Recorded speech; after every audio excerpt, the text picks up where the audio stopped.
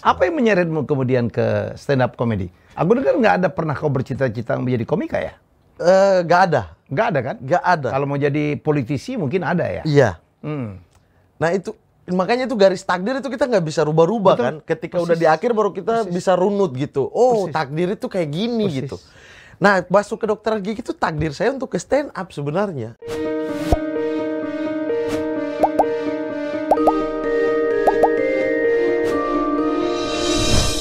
Banyak banget yang minta ya netizen di komen-komen, tolong dong diundang tamu satu ini. Saya bilang apa istimewanya, tapi memang istimewa.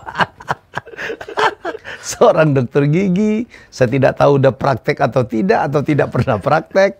Ya, dan nama asli adalah Muhammad Yusran Farid Al-Katiri. Muhammad Al-Katiri udah hadir. Halo. Saya panggil Pak apa Om nih? Dulu kan waktu TVRI Pak ya. Itu formal. Iya formal ya. Jangan pula kau panggil Om. Iya. Mulai serius tuh kalau Pak Helmi udah sidak ya. Langsung serius kita. Dulu waktu saya di TVRI saya ngangkat lagi cerita tentang Ria Jenaka. Ria Jenaka. Keren banget. Dan yang main jadi punakawannya nggak ada yang beres pokoknya. Yang paling nggak beres, yang jadi garing itu adalah orang Papua. Itu seru. Itu apa ya? Jadi yang pertama sih Ria Jenaka itu ya kan awal-awal baru habis kompetisi tuh. Jadi kemampuan tektokan betul-betul di situ gitu. Oh gitu ya. Iya, jadi belajar banget gitu gimana kita yang stand up berempat nih tektokan gitu. Terus sama kayak ada ini baru, saya tuh kemarin ngobrol sama Pak Demarwoto. Apa Demarwoto? Pak Demarwoto. Apa kabar ya? Sehat. Masih sehat? Alhamdulillah. Masih syuting sampai jam 3 masih lucu. Wah, lucu banget. Terus saya pengen kayak Ria Jenaka tuh, yuk kita bikin di Jogja yuk gitu. Tapi yang mainnya semua orang Papua atau orang Ambon, orang Timur. Dalangnya mungkin Pak Demarwoto gitu, tapi tiba-tiba si Gareng masuk logat apa, ini masuk logat apa. Itu bagus banget sih, Pak. Dulu waktu TVRI itu selain dia yang gila adalah yang jadi Bagong, Babe Javita. Bagong orang Batak. Bagong orang Batak, Semar Betawi ya. Betawi Jawa. Petruk Jakarta. Gilmas Baskara. Seru banget, dan itu menjadi salah satu kebangkitan TVRI ya, menjadi sangat milenial. Dan kita senang banget. Dulu kan TVRI itu kan seperti artis-artis top gitu, apalagi yang milenial nggak hadir lah. Tahu-tahu Muhammad Al-Katiri dan kawan-kawan mengorbankan dirinya membantu TVRI. Seru banget, tapi itu tuh seru. Apa ya? Itu kan kayak kita nggak bekerja ya, maksudnya kayak datang sama krunya juga yang tua-tua kita ganggu-ganggu gitu-gitu. Yang muda temenan gitu-gitu. Kau berlatih pincang dari mana tuh, Man? Hah? Berlatih pincangin dari mana? Di situ Gareng itu kan harus pincang. Waktu dipanggil, terus dibilang Gareng harus pincang ya gitu, harus cacat gitu. Wah gimana nih cacatnya gitu, takut salah kan karena ini kan pakemnya begitu. Pakemnya gitu. Takut salah terus coba, udah gitu aja. Ya udah. Tapi nanti kayak libur syuting 2 minggu lupa lagi. Kemarin pincangnya gimana ya? Kanan apa kiri yang jinjit ya? Di situ lucunya. Iya. Kadang-kadang lupa lurus aja jalannya, nanti ditegur apa semua. Kau tahu dulu waktu di Ria Jenaka aslinya siapa yang mainkan peran itu? Siapa ya? Seorang pelawak senior keren, namanya Slamet Harto ya, almarhum. Ya, beliau udah lama mendaluin kita, menjelmanya. Betul ya dokter gigi ya? Dokter gigi, tapi jatuhnya SKG sih. Apa itu? Sarjana kedokteran gigi, karena saya nggak mau ambil koasnya. Oh, jadi belum koas? Jadi belum boleh praktek? Belum boleh praktek. Jadi kalau ada teman giginya goyang-goyang belum boleh cabut? Bisa sih tukang gigi ya. Ilegal kan, ya udah sama-sama ayo. Bisa. Tapi jatuhnya SKG karena kan kalau dokter gigi harus sumpah dulu baru bisa jadi dokter gigi kan. Koas cukup lama ya harus? Koas harus 2 tahun normalnya. 2 tahun. Normalnya. Saya lihat teman-teman saya aja, saya kasihan gitu. Kenapa? Jadi jangan deh kayaknya. Kasihan dong, saya tiap hari harus di rumah sakit cari pasien. Materi juga kan harus bayar pasien kalau mereka butuh banget pasien. Pasien dibayar? Iya, apalagi pasien anak mereka harus bujuk supaya jangan nagih, jangan dipinjam dari orang tua aja dulu gitu-gitu. Kayaknya enggak deh, itu bukan. Terus kenapa kau sekolah di Fakultas Kedokteran Gigi kalau begitu? Kecelakaan, Om. Gimana?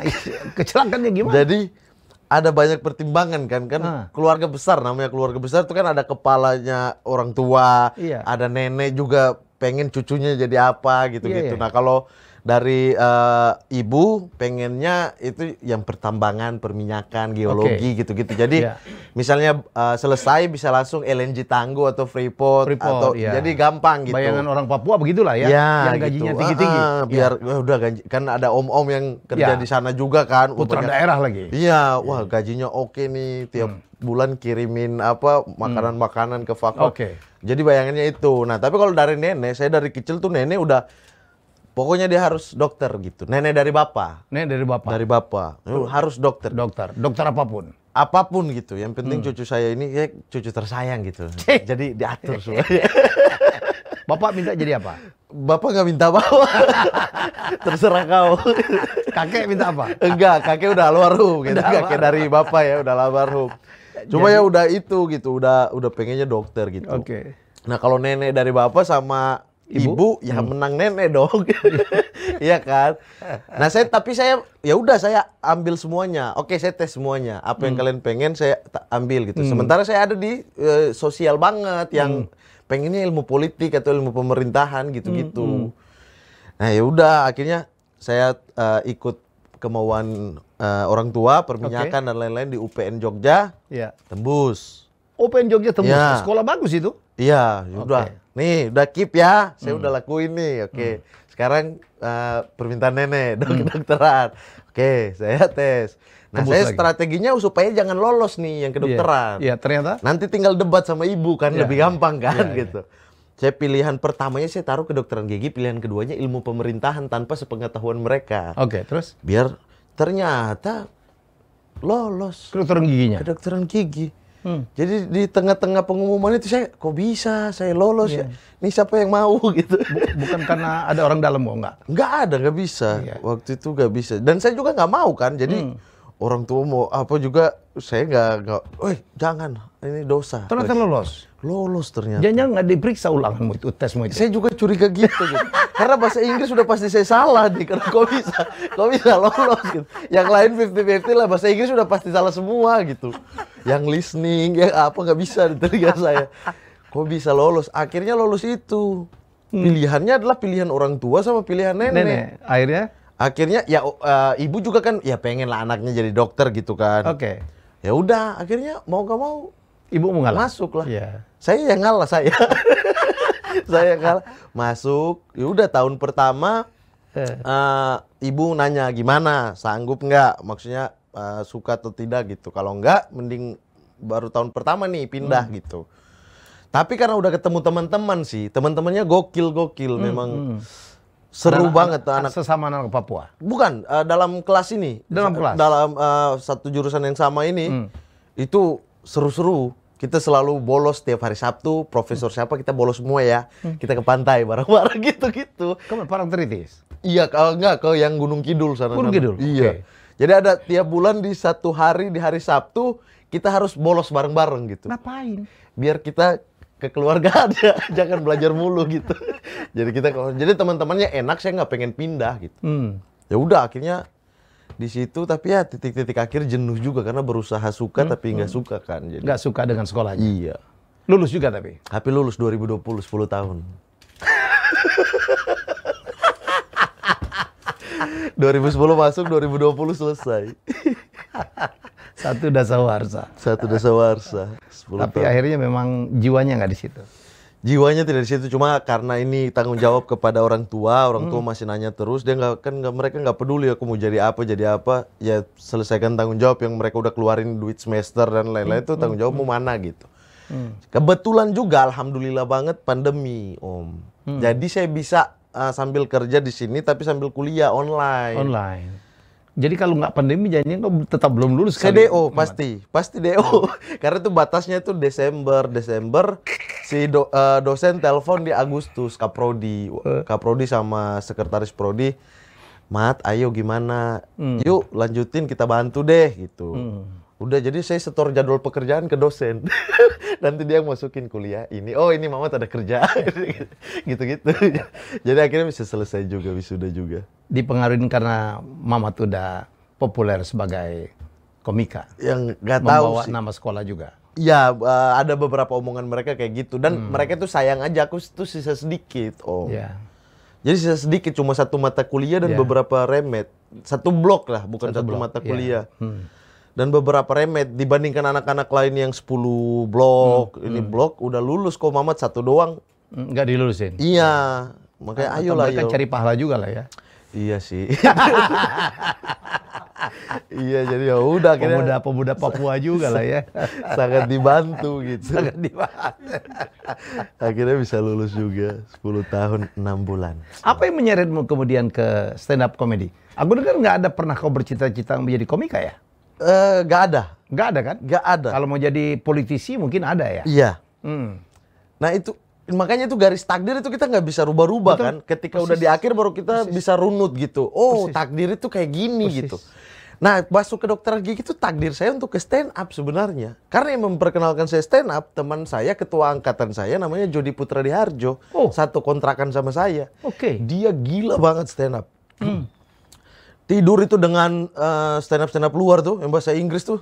Saya tuh cuma, ini anak ngapain ganggu saya tidur aja. Saya nggak ngerti juga apa yang itu dia tidur pakai itu. Terus dia ngajak kasih tunjuk nih dia yang beli DVD-nya Ko Ernest, Bang Panji.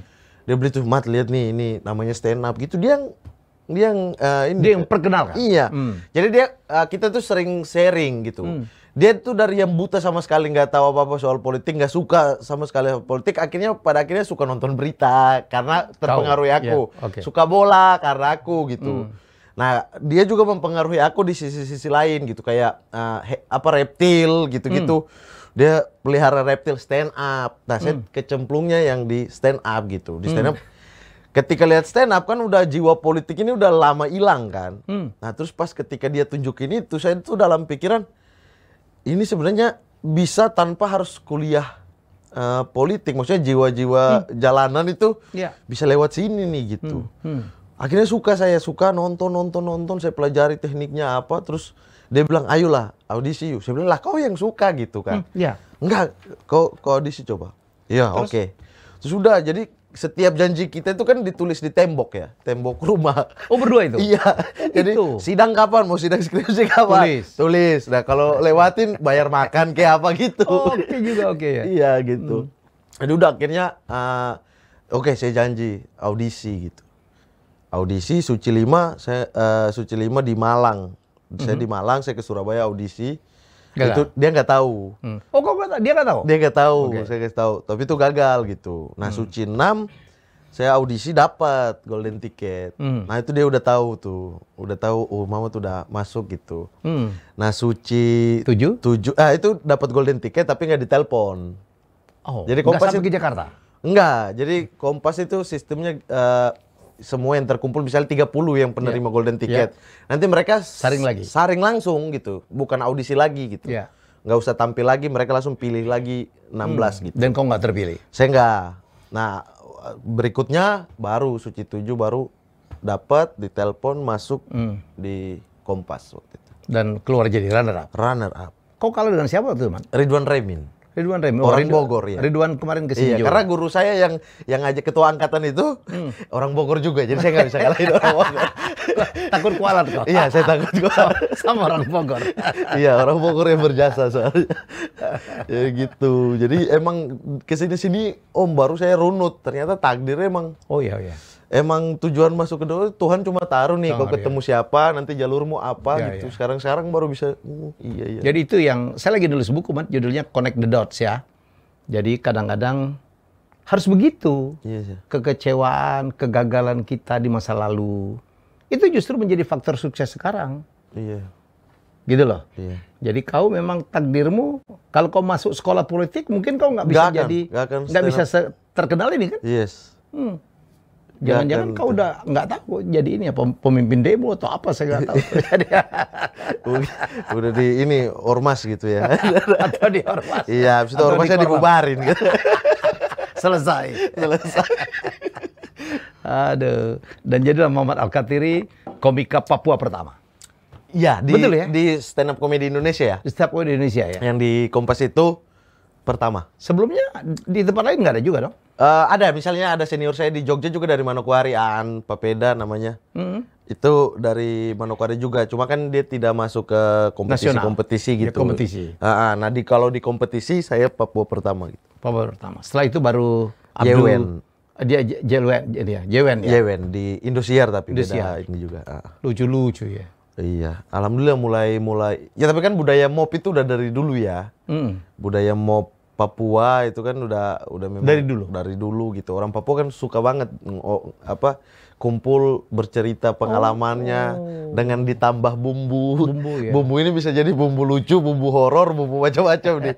Nah, itu bumbu-bumbu itu yang emang udah terbiasa kan tradisi itu ada ya? Iya, budaya mop kan semua daerah di Indonesia kan punya ini punya budaya komedi sendiri-sendiri kan. Papua itu kan mop. Mop itu yang kayak berdiri satu orang tunggal, lain duduk di bawah, dia cerita gitu. Cuma monolog gitu ya? Monolog. Agak beda dengan stand up karena kita nggak tahu originalitas materinya. Sama dia pakai, ada beberapa teknik itu yang berbeda gitu.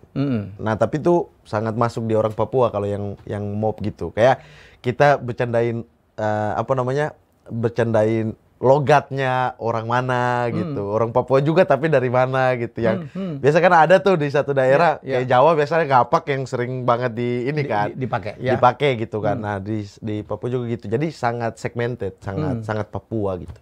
Papua tuh banyak sekali bahasa ya yang saya tahu banyak. Terbanyak di Indonesia. Terbanyak di dunia barangkali ya. Di dunia bahkan iya. Iya. Di dunia. Kalau nggak salah di Papua aja ada ratusan bahasa etnik. 300-an ya. 300-an. Kalau nggak salah ya. Saya kalau nggak salah antara Papua atau Papua Nugini ada satu bahasa yang penuturnya hanya belasan orang saja. Iya, sering gitu. Iya, jadi saking ininya ya gitu. Jadi beruntung ya bahasa pemersatu kita adalah bahasa Indonesia. Betul. Tapi semenjak, maksudnya kalau sekarang saya lihat 300-an ini adalah yang tercatat mungkin ya. Karena beberapa itu punah gitu. Punah, Kak. Punahnya karena masuknya bahasa Indonesia. Oke. Jadi ketika kita dibiasain dengan bahasa Indonesia, akhirnya fix dengan bahasa Indonesia, ini dilupain gitu. Beda dengan misalnya yang udah lebih besar daripada itu, Jawa misalnya. Jawa akan dipertahanin di rumah-rumah, di mana-mana itu. Bahasa fak-fak aja, saya berani taruhan setengah orang fak-fak nggak tahu kok. Jadi begitu nasionalismenya orang Papua itu sebenarnya. Nah. Itu yang orang tidak pernah tahu. Saya kemarin diskusi dengan Bule ya.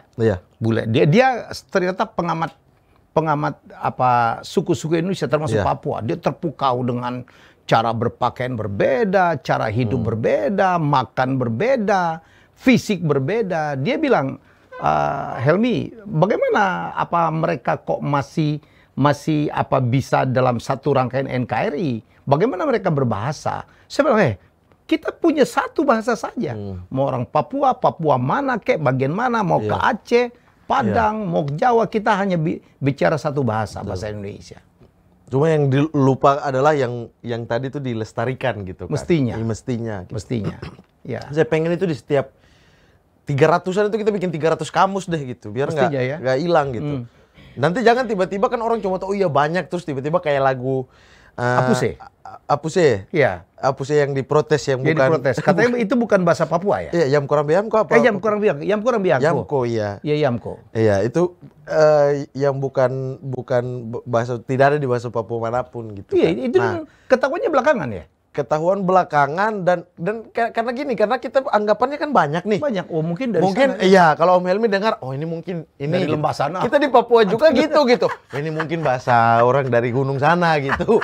Ini mungkin bahasa sini gitu. Pada akhirnya setelah ditelusuri, ya kan mungkin ada ahlinya ya, ahli bahasa dan lain sebagainya. Bahwa ini tidak ada bahasa di mana-mana pun gitu.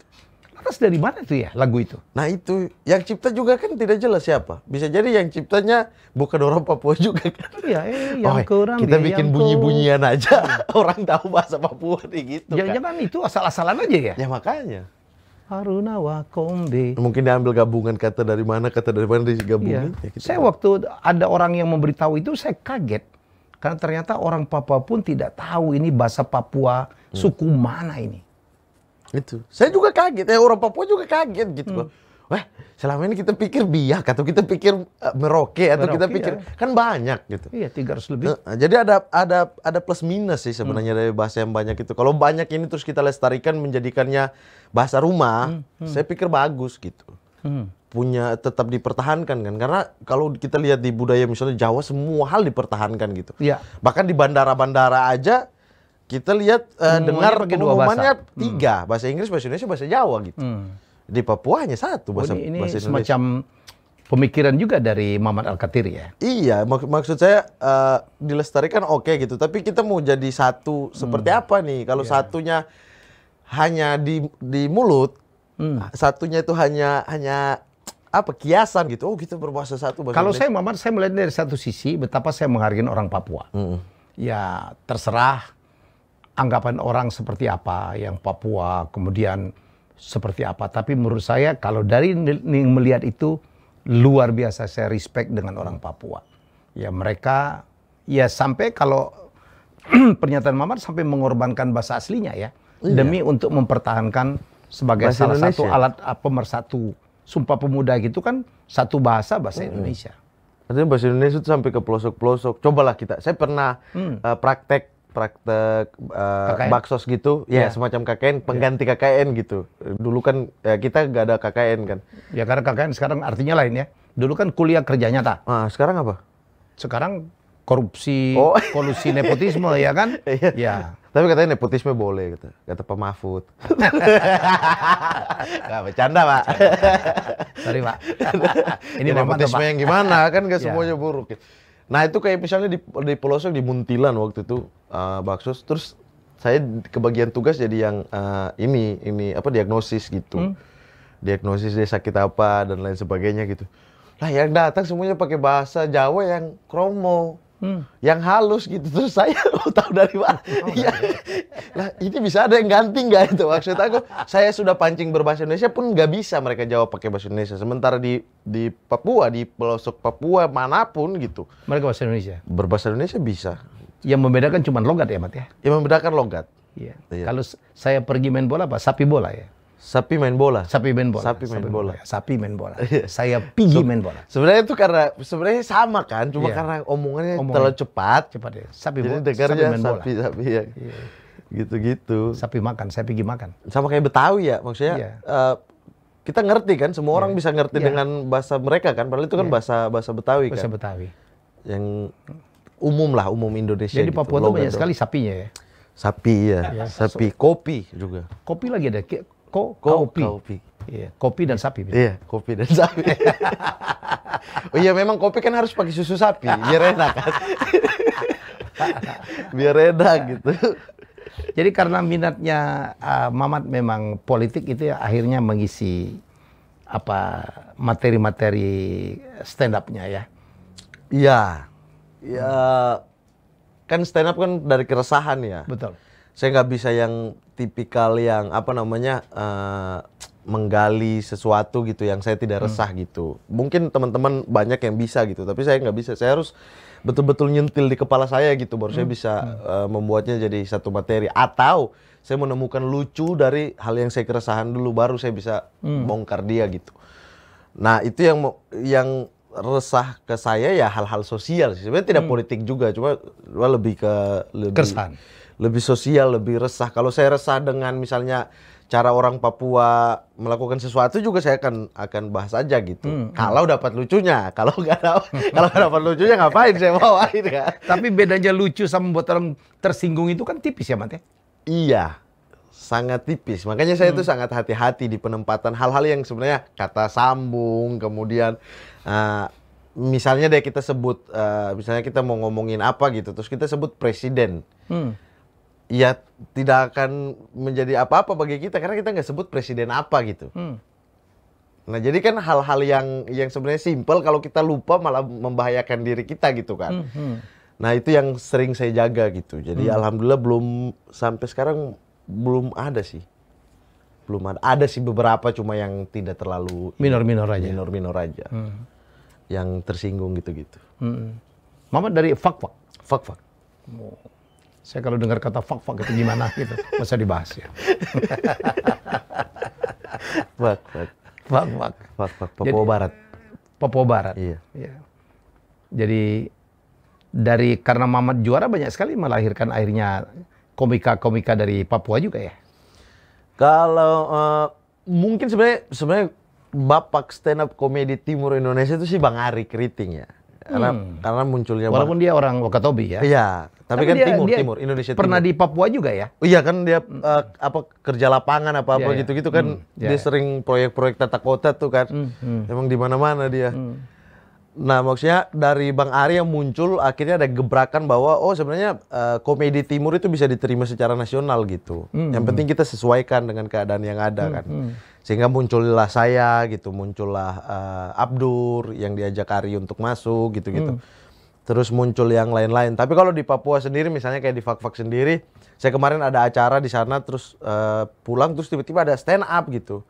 Ada stand up anak Fak-Fak gitu yang tiba-tiba maju stand up gitu. Wah, ini yang maksudnya yang membuat haru ya, maksudnya membuat paling tidak saya nggak peduli mereka itu stand up atau bukan gitu, atau maksudnya lucu atau tidak saya tidak peduli, tapi kemampuan untuk tampil di depan umum.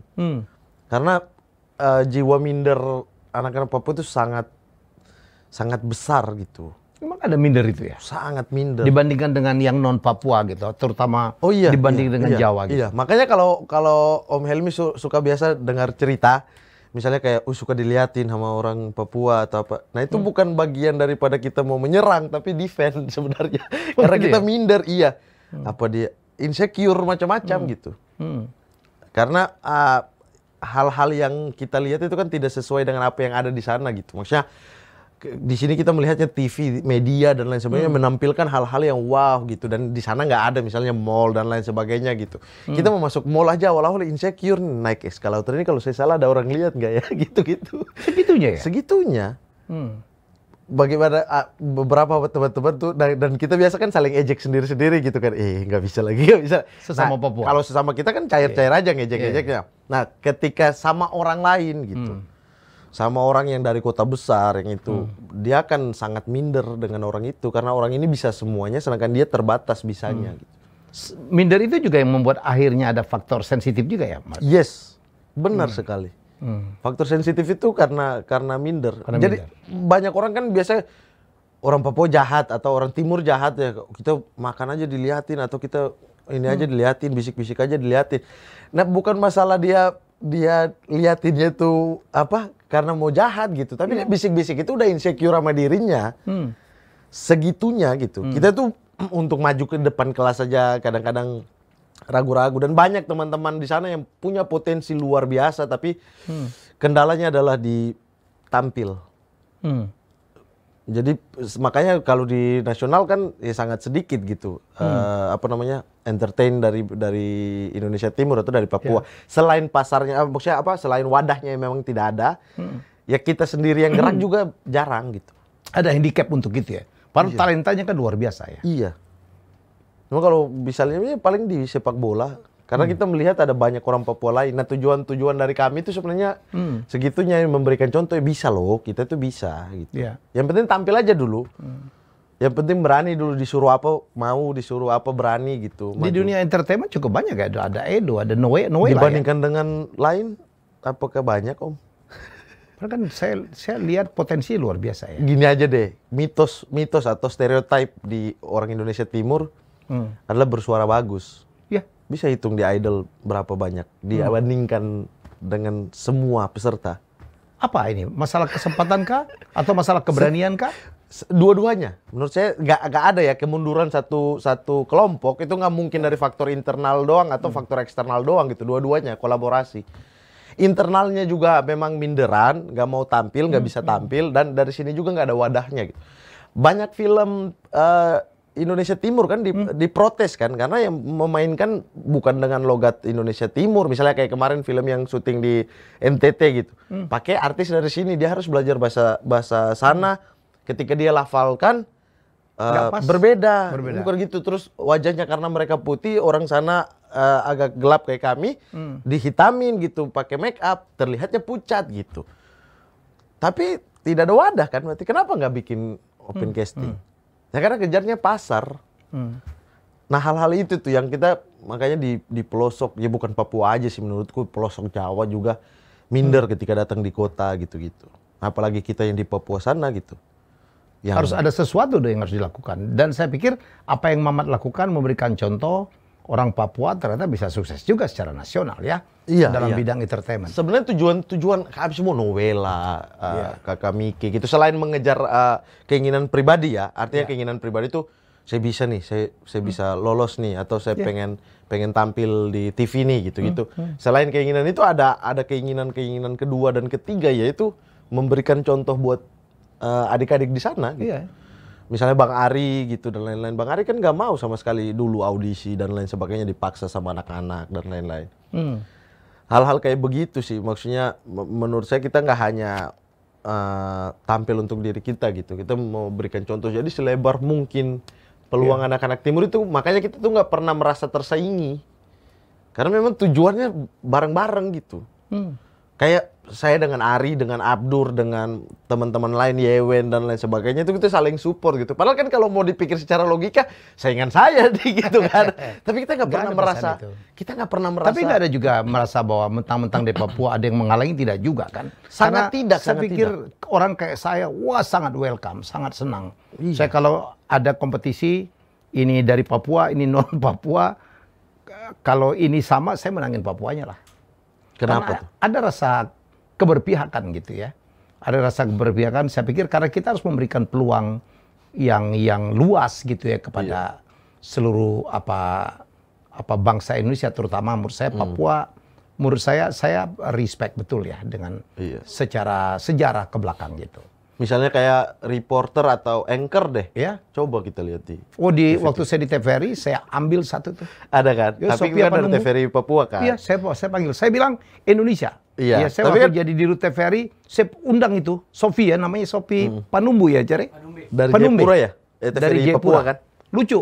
Jadi saya undang. Saya bilang layar TVRI itu harus ada Aceh, harus ada Papua, harus ada Ambon. Saya dapat Sophie. Begitu saya panggil, Mama tahu nggak? Dia datang, rambutnya dilurusin, ribon. Saya bilang, Sophie, saya butuh rambut keriting itu. Mau siap hadir. Dia mungkin saking kepengen keren gitu di depan saya, dia lurusin rambutnya. Jadi, ya itu kan TV publik kan? Oh iya harus dong. Tapi maksudnya TV nasional lah gitu. Tapi swasta kita lihat. Ada di SCTV ada sih. Ada ya. Yuli Jadi Fonataba. kalau TV swasta kan punya perhitungan sendiri. Tapi TVRI, kau jangan lupa. Iya. Dulu ada Max Sopakua. Betul. Ada Luther Kaswat. Ya, ada France Jasman. Oh iya. Oh iya, dan saya meneruskan itu. Saya bilang nggak boleh. Saya mau. Betul. Saya jangan orang Jawa lagi, orang Sunda lagi, orang Sumatera lagi, ya orang ini lagi. Saya pikir semua harus ada. Di zaman saya ada Paruntu, ada macam-macam lah. Jadi menurut saya Max Sopakua itu legend itu. Itu guru saya. Dunia dalam berita ya? Dunia berita dan juga siaran olahraga. Oh siaran olahraga betul TVRI. France Jasman. Iya. Dulu yang paling bagus menurut saya itu Luther Kaswat. Dan wajahnya Papua banget. Oh, saya tahu tuh. Saya tahu. Keriting. Iya, Aduh, Papua sekali. Betul. Jadi itulah saya pikir wajah Indonesia. Iya. Cuma itu wadah-wadah seperti itu kan sangat jarang. Om, kalau kita mau lihat fair ya gitu. Ya. Nah, misalnya anchor ya cuma satu dari sekian banyak TV gitu. Misalnya pencarian bakat padahal stereotipnya ke kami gitu. Tapi kok nggak ada ya gitu perwakilan. Misalnya kalau stereotip itu melekat harusnya mayoritasnya dong di dalam sebuah kompetisi itu. Mayoritasnya gitu. Tapi ini nggak ada gitu. Saya pikir pembatasan kuota-kuota memang nggak ada ya. Tinggal bagaimana teman-teman ya adik-adik kita dari Papua menambah confidence-nya gitu ya, menambah pengalamannya untuk berkompetisi. Tapi ada juga gini Om, maaf saya potong. Ada juga misalnya kayak kompetisi atau sebuah acara gitu. Kayak misalnya udah ada Papua 1, Papua lain berbakat. Ini timur secara umum ya. Timur 1 udah lolos nih. Udah pasti nih dia nilai nomor 1 lah.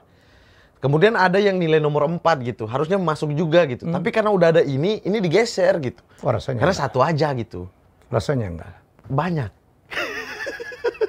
Minimal kalau saya penyelenggaranya tidak akan begitu. Banyak gitu, makanya sering biasanya ada banyak, tapi ya untuk menampilkan wajahnya masing-masing aja satu dari sini, satu dari sini. Bukan fair kompetisi. Jadi kemudian di sana pun masih pakai mindset bahwa ya kalau kau bukan orang Jakarta, bukan orang Jawa, kau gak bakal menang gitu. Itu sehingga yang harus dua-duanya seimbang. Iya, jadi dari dua-duanya menurutku harus ada perubahan sih. Ya. Makanya balik lagi Om di TVRI. Biar ada Ria Jenaka lagi kan. Papua semua tuh, sama apa yang main itu angklung apa di bawah Papua semua gitu. Tapi itu kan maksudnya menarik sekali Om. Misalnya kayak jadi budaya yang ada di otakku ya dari Ria Jenaka tuh. Ketika baca skripnya waktu awal-awal dipanggil tuh baca skrip dan itu tuh bahwa kita punya satu budaya itu baru kita mengakui itu budaya Indonesia ketika udah diklaim orang. Ya. Sebelumnya itu bukan budaya Indonesia, budaya Jawa, budaya Batak, budaya Papua, budaya Ambon. Yang itu urusan orang Ambon aja, urusan orang Papua aja, urusan orang Jawa aja. Ketika udah direbut baru kita tiba-tiba jadi Indonesia kan, punya musuh bersama nih. Maksud saya ya kayak misalnya Punakawan dan lain sebagainya. Oke, itu dari Jawa gitu, tapi itu budaya Indonesia loh. Yang dimana di Papua harus ada pementasan kayak begitu juga bisa gitu. Di mana-mana aja bisa gitu. Karena itu budaya sama-sama, bukan budaya kesukuan. Itu yang saya kayak pengen deh bikin Kau kan bisa menyuarakan apa keresahan-keresahan itu melalui materi-materimu sebenarnya ya kan? Ya udah beberapa materi juga mengarah ke sana ya soal identitas yang hilang dan lain sebagainya, kesukuan. Saya benci dengan orang yang berbahasa daerah gitu ada. Sudah pernah gitu. Karena pengalaman di Jogja juga teman-teman Jawa kalau ngobrol kan nggak peduli kalau kita nggak mengerti bahasa mereka ya. Itu kesel banget kadang-kadang gitu. Mereka asik aja ngobrol gitu. Jadi gini Mat, bukannya juga dia nggak peduli orang lain. Sesama Jawa, sesama Palembang, kita sama-sama Palembang kok bahasa Indonesia itu rasanya nggak pantas gitu. Kau ngerti? Berarti belum sombong banget gitu. Berarti lebih Indonesia kita dong. Kita lebih Indonesia dong. Papua itu lebih Indonesia daripada suku lain ternyata. Kita kalau udah otomatis gitu langsung connect. Aku pernah sekolah di Amerika gitu. Sekolah di Amerika, tiba-tiba di satu perpustakaan gitu yang ada di universitas itu, saya bingung. Kok kayaknya ini rasanya gimana? Ada orang Jawa ketemu Jawa bahasa Jawa di Amerika. Itu tuh saya ada hal-hal yang kok kita udah sumpah ya berbahasa satu tapi kok karena itu sungkan Mat. Kayaknya sombong. Orang Palembang ketemu Palembang yang lain ya bahasa Indonesia itu dikatain oleh Palembang sekitar. Sombong banget. Oh kalau 2 orang doang atau 3 orang sama-sama orang Palembang sih saya maklumin ya. Tapi kalau rame-ramean masa iya? Walaupun di situ ada 1 Palembang nih, tapi ada 3 orang suku lain gitu. Ya masa fokusnya kayak ini bareng-bareng dong gitu. Itu ya kadang-kadang mungkin itu orang Jawa pun begitu saya pikir Pak. Iya. Kita fak-fak sih karena udah punah. Jadi, aja. Saya sepakat lah. Ternyata orang Papua itu lebih Indonesia daripada suku lain. Dan udah hampir punah kan. Jadi udah hampir punah bahasanya. Jadi udah bingung juga nih kalau ketemu. Saya 2 generasi, 3 generasi di atas saya juga udah hilang. Oh ya? Iya. 2 generasi, 3 generasi itu bahasa? Apa maksudnya udah hilang? Bahasa asli. Jadi kau di kampung sekarang bahasa Indonesia? Bahasa Indonesia sekali Om. Semua rumah itu berbahasa Indonesia, fak-fak. Fak-fak itu kemarin juga masuk dari salah satu bahasa yang hampir hilang, hampir punah. Oke. Itu. Jadi penuturnya udah sedikit sekali? Beberapa doang. Beberapa yang tahu dan tidak menjadi umum. Bahkan tidak menjadi bahasa rumah. Jadi bahasa-bahasa misalnya kayak event, bahasa-bahasa gitu doang. Bahasa-bahasa kayak mau kampanye, tiba-tiba wih jadi orang apa? Jadi peduli bahasa deh gitu. Di sekolah tidak diajarkan? Di sekolah tidak ada. Muatan lokal kita cocok tanam. Dan cuma di dalam kelas. Lu di Jawa ya, kayak di Sunda. Saya pernah tinggal di Bekasi ya. Anak saya ada pelajaran bahasa Sunda tuh. Repot banget sehari-hari mereka bahasa Indonesia, bahasa Jakarta. Ada pelajaran bahasa Sunda. Tapi kita mau ngajar ke siapa? Orang gak ada yang tahu. Udah gak ada kan 2 generasi, 3 generasi itu udah dari segitunya udah sesuatu yang harus kita pikirkan juga ya. Iya. Kemarin pemerintah kayaknya nggak jalan juga tuh. Pengen bikin kamus bahasa fak-fak gitu. Tapi kayaknya saya belum lihat kemajuannya belum lihat bentukannya, saya belum lihat deh. Mudah-mudahan secepatnya gitu. Ya walaupun dia putus di generasi sekarang gitu bahasa itu, tapi di generasi selanjutnya kembali lagi pengennya gitu. Daripada semua yang penuturnya masih punya bahasa itu hilang, udah nggak bisa nih kita terusin ke ya mumpung dari sekarang udah baru hampir punah, jadi terusin ke generasi selanjutnya jadi mata pelajaran sekolah gitu-gitu. Jadi hebat sekali ya suku-suku Papua itu ya. Iya. Terus sampai ke atas gunung pun mereka bisa bahasa Indonesia ya? Wah bisa. Pedalaman Wamena apa-apa bisa. Bisa sekali. Sementara kau praktek kerja di Jawa itu udah nggak bisa ya? Wih, nggak bisa. Saya pancing, Bu, berbahasa Indonesia. Enggak, konon. Lah, udah enggak, saya lanjut. Saya sampai, tolong saya tukar dikasih kerja berat juga, ayo. Ini lebih berat. Ayo, lebih berat ini, ayo. Saya tukar. Mendingan mikul-mikul ya? Iya, gini saya dipindahin ke screening gitu doang. Yang diagnosis tempat lain. Dan yang bahasa, yang mengerti bahasa Jawa, Kromo juga kan gak semua, juga. Iya. Semuanya. Wih, kok bisa? Saya nggak bisa, Mat. Padahal orang Jawa dia bisa bahasa Jawa, tapi yang bahasa halusnya nggak bisa. Kalau bahasa Jawa kasar-kasar bisa lah ya? Ngerti, tapi nggak bisa ngomong. Lidah emang udah kaku, keras kayak sagu, nggak bisa lagi. Mat, sekarang makan masih papeda atau udah nasi? Dari Fak-Fak juga kita nggak makan papeda tiap hari juga gitu. Di sana juga makan nasi. Makan nasi juga? Iya. Iya makanya udah makanan nih, bahasa tadi ya. Papua udah Indonesia banget nih. Makanan juga maksudnya. Jadi orang Papua pun lebih banyak makan nasi sekarang? Semuanya. Menurut saya semuanya, kecuali yang di pegunungan, di hutan, ya mereka mencari makanan di sekitar ininya. Sama juga di... Ada ketela ya? Iya, ada umbi-umbian ya. Umbi-umbian gitu. Tapi ada nasi gitu. Makanan itu kayak udah jadi kayak makanan... makanan lebaran aja gitu. Lebaran bukan pada saat lebaran ya maksudnya. Ada hari-hari tertentu, ada kumpul rame-rame, terus kayaknya masuk papeda asik nih. Tapi lebih banyak nasi kuning gitu. Lebih seringnya nasi kuning dimasaknya. Udah nasi semua, rata-rata nasi gitu. Tapi bahkan menurut saya kayaknya bagusan balik ke sagu ya. Lebih biar nggak diabetes ya gitu. Iya ya. Sekarang ada gerakan juga makan nasi itu memang diabetes ya.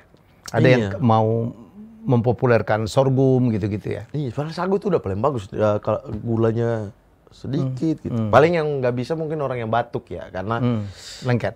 Bukan lengket, apa namanya? Oh, kalau sagu papeda udah dibikin papeda ya semuanya bisa, justru sehat banget tuh. Tapi yang sagu yang keras, yang masih keras tuh yang biasa kita celup di teh, di air, baru makan pakai ikan goreng gitu-gitu. Itu kan ada ampas-ampasnya. Nah itu yang sering bikin batuk. Suka nyangkut ya. Iya itu. Tapi kayaknya harus balik ke sagu lagi lebih bagus sih menurut saya. Kadang-kadang perlu kajian-kajian kayak gitu tuh ya. Udah dibikin sebenarnya kajian-kajian itu. Pernah tuh ada dari yang itu makanan tradisi Indonesia apa-apa gitu. Dari Kementerian Pertanian. Mereka udah bikin semua, emang terkikisnya karena dulu program swasembada beras itu. Sehingga semuanya harus makan beras gitu. Mat, sebagai putra daerah, bagaimana melihat sekarang kemajuan Papua ya? Diberikan kesempatan tuan rumah PON, sekarang dibikinkan jalan bebas hambatan ya, Trans Papua. Bagaimana Mamat melihat ini? Jujur nggak nih? Oh. Saya jujur nggak? Jujur lah. Oke. Apa sih? Kalau maju, ya semua tempat lah kita bisa bilang nggak mungkin lah nggak ada tempat yang setiap tahunnya dia nggak maju gitu kan. Iya. Tetapi kalau perbandingannya maju itu karena PON, karena jalan, menurut saya big no. Big no? Yes. Kenapa? Karena gini, 10,8 triliun PON, Om. Kemudian masih banyak yang nggak sekolah, masih banyak yang nggak bisa kuliah. Kan ada hal-hal dasar, kan kita belajar di sekolah, kebutuhan itu premier, sekunder, tersier gitu kan. Ya PON ini kan kita taruh pesta-pesta kayak gini, ya udahlah, tersier lah ini gitu. Premiernya aja kamu belum selesai, ngapain harus ambil tersier gitu. Ya benahi dulu gitu yang premier-premiernya gitu. Oh jadi masih banyak premier yang harus dibereskan? Sangat banyak Om, sangat banyak. Masalah mental tadi siapa yang mikirin? Nggak ada dong. Mental untuk tampil nggak ada yang mikir. Itu kan hal premier gitu. Kemampuan dia untuk survive sendiri nantinya kan. Terus kemudian masalah putus sekolah sangat banyak kan. Masalah apa namanya kemiskinan. Papua dan Papua Barat 1 dan 2, nomor 1 dan 2 ke data BPS. Badan Pusat Statistik, Ya. daerah dengan tingkat kemiskinan tertinggi, Papua dan Papua Barat. Terus ada pesta di situ. Ini ada orang miskin, itu kita kasih dia bukan makanan, tapi kasih dia pesta. Yuk sini ikut kita pesta. Nggak logis menurutku. Cuma itu sebagai namanya hiburan, kemudian Untuk kebanggaan, boleh dong. kebanggaan, Ya. kebanggaan. Oke, itu saya setuju gitu. Saya pikir kalau jalan kan bisa membuka isolasi, oke dong. Eh, bisa minta nggak? Saya minta dong data jalannya udah sampai mana. Yang menjadi masalah nih Om adalah Jakarta melihat Papua hanya dari media. Tetapi media bahkan tidak turun ke Papua untuk mengambil berita Papua. Misalnya ada satu kejadian secara umum gitu, ada kejadian gitu, reporter kan harus turun gitu. Tapi ini ada nggak yang turun ke sana? Nggak ada dong. Lihatnya kan ada dari media. Nah media dapat datanya dari mana dong? Nah terus kemudian orang-orang hanya lihat di media lalu menyimpulkan Papua seperti itu. Bensin satu harga. Saya paling protes tuh soal bensin satu harga karena dulu saya punya kios jual bensin eceran. Namanya bensin, kalau di pom bensin ya satu harga. Ya pasti satu harga Om, nggak mungkin Pertamina jualnya beda. Terus? Ya terus apa yang bedanya? Yang bedanya apa tuh? Sekarang Papua bensinnya sudah satu harga. Lah emang dulu nggak satu harga? Yang bedanya eceran. Ecerannya yang beda gitu. Orang ambil Terus dibawa ke bensin, gunung dijual, ya. Itu yang beda, bukan pom bensinnya. Tapi kan ketika dibilang bensin satu harga, semua orang, wah luar biasa. Pom bensin sekarang di sana, lah pom bensin mah harganya pasti sama, nggak mungkin beda. Di kampungmu jadi kalau eceran berapa bensin? Eceran bensin, eceran nih dia akan mahal 10.000 sama kayak di sini. Sama aja sama kayak di sini ecerannya. Tapi yang menjadi masalah di Papua soal minyak dan lain-lain itu bukan soal harga, apa namanya, suplainya. Jadi kadang nih suplai ada 1 minggu kekosongan tanpa minyak tuh, biasanya gitu. Terjadi sampai sekarang. Iya. Jadi kalau mau dibilang sekarang bensin satu harga, enggak juga. Eceran masih mahal juga kalau ketika stok kosong.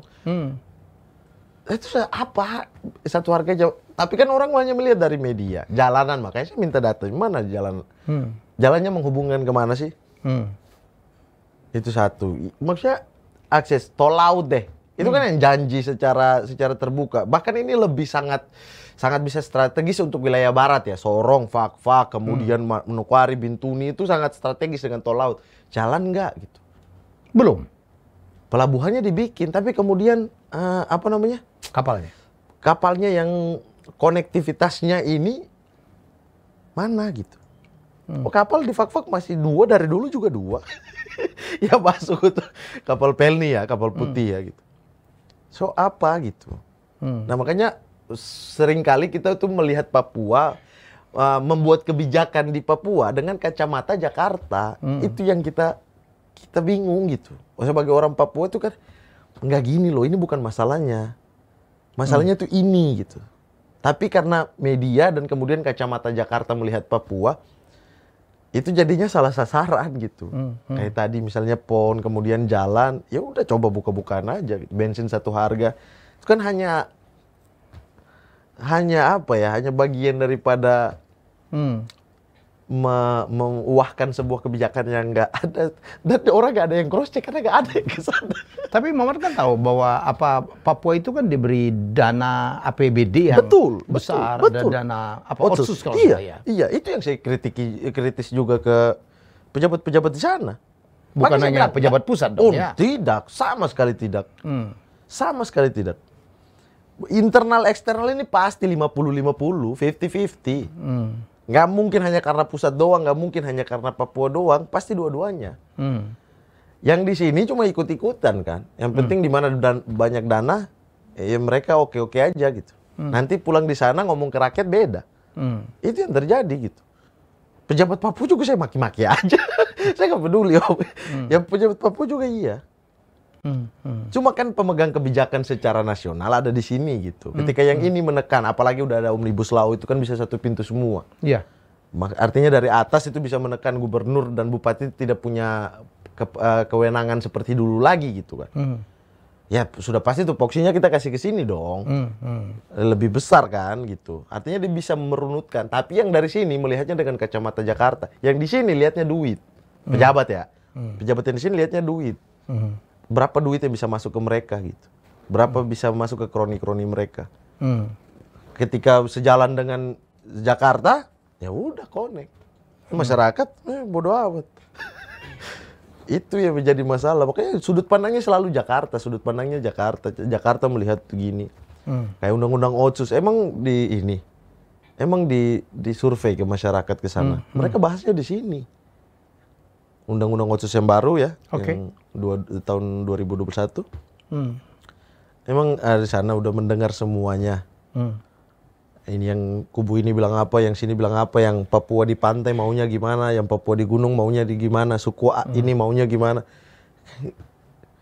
Gak semua gitu, tiba-tiba ujuk-ujuk jadi di sini gitu. Tapi gak hanya satu pihak Jakarta ya, wah yang ini juga pejabat di Papua juga. Ya, Om Helmi lebih tahu lah kalau soal yang di. Oke, Mat sebagai anak Papua gitu, mungkin ini closing statement. Apa harapanmu supaya kita kan mau baik ini kan, semuanya makin baik. Hari ini harus lebih baik dari kemarin dan hari esok harus lebih baik pada hari ini.